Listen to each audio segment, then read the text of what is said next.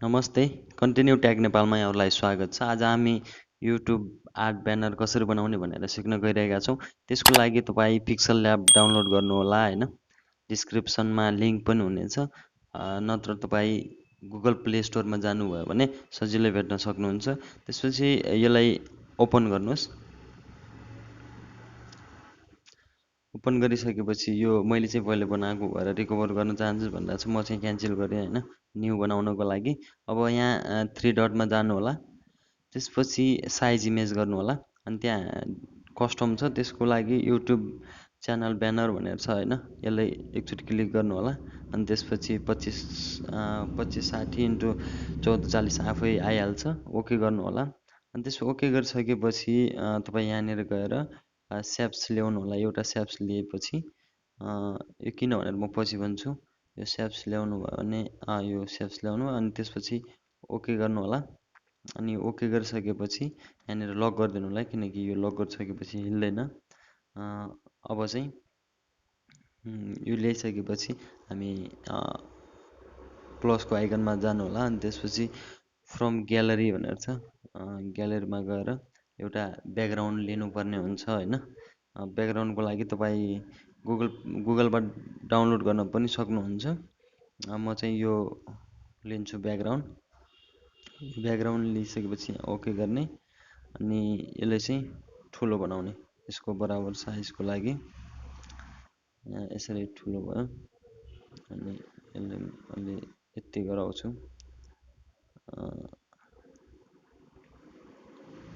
यति राखेँ। अब चाहिँ यसलाई पनि फेरि लक गरिदिने। लक गरिदिइसकेँ। अब चाहिँ एउटा फोटो ल्याउनु पर्छ। त्यो फोटो यो फोटो ल्याउनु होला। यो तपाईँ युट्युबमा जानु, गुगलमा गएर युट्युब आर्ट फर्मेट भनेर सर्च गर्नु होला। यो फोटो भेटाउनु हुनेछ। त्यसपछि त्यहाँ डाउनलोड गरिसकेपछि यसलाई यहाँ राख्ने होइन, यहाँ राख्ने अनि त्यसपछि फेरि लक गरिदिने, किनभने नहिलोस् भन्नको लागि लक गरिदिएँ। अनि त्यसपछि अब तपाईँको फोटो राख्न चाहनुहुन्छ कि तपाईँको युट्युबको लोगो छ भने लोगो राख्न सक्नुहुन्छ होइन। म चाहिँ उदाहरणको लागि, इक्जाम्पलको लागि म यो राखेँ होइन, यो राखिदिएँ अनि ओके। अब यसले चाहिँ सानो बनाउने, सानो बनाउने। यो फोटो चाहिँ 3 स्टेपमा छ होइन। डेस्कटपमा अलग देखिन्छ, ट्याब्लेटमा अलग देखिन्छ र मोनिटर टिभीहरूमा अलग देखिन्छ, मोबाइलमा अलग देखिन्छ होइन। यो जुन युट्युबमा डाउनलोड गरेको फोटो, यसलाई चाहिँ सानो गराउनु होला। सानो गराएर यहाँनिर राखेँ मैले। तपाईँ जहाँ पनि राख्न सक्नुहुन्छ आफ्नो हिसाबले, दिमाग लगाएर गर्नु होला होइन। म चाहिँ यहाँनिर राखिदिन्छु तपाईँहरूलाई देखाउनको लागि। अब यसले पनि फेरि लक गरिदिउँ एकचोटि। यो लक भइसकेपछि अब लेख्ने, तपाईँको च्यानलको नाम लेख्नुलाई यहाँ ए छ, यहाँनिर ए को साइन छ, योमा गएर ट्याक्स प्लसमा जानु होला, एडिटमा जानु होला। अनि त्यसपछि एडिटमा गइसकेपछि यहाँनिर न्यू ट्याक्स भन्ने यहाँनिर लेख्नु होला। म चाहिँ तपाईँहरूलाई देखाउनको लागि आफ्नै च्यानलको नाम लेख्दैछु होइन।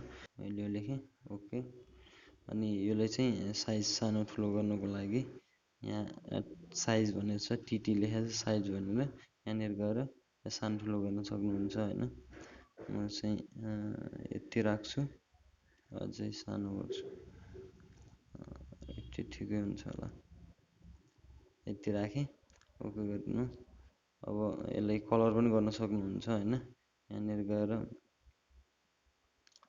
यसमा क्लिक गरेर कलर भनेर छ, यो कलरमा जानु होला। अनि कलरहरू थुप्रै कलरहरू छ होइन, तपाईँ आफ्नो हिसाबले राख्नु होला।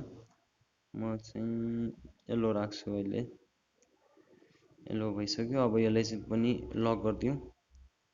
अनि त्यसपछि अब कुनै आइकनहरू राख्न चाहनुहुन्छ भने राख्न सक्नुहुन्छ होइन।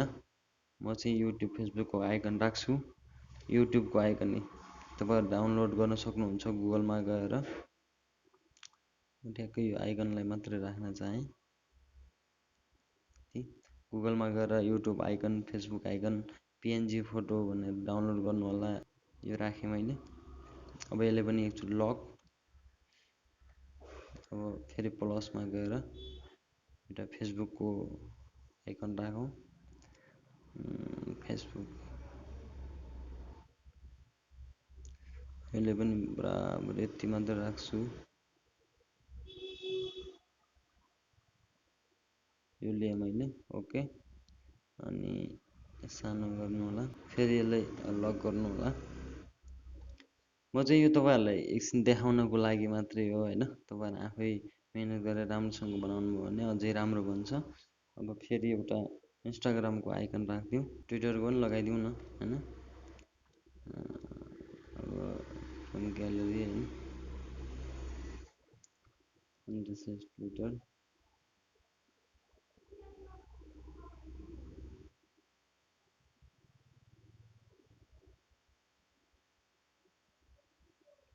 यति राखिदिएँ होइन। अब यसलाई लक।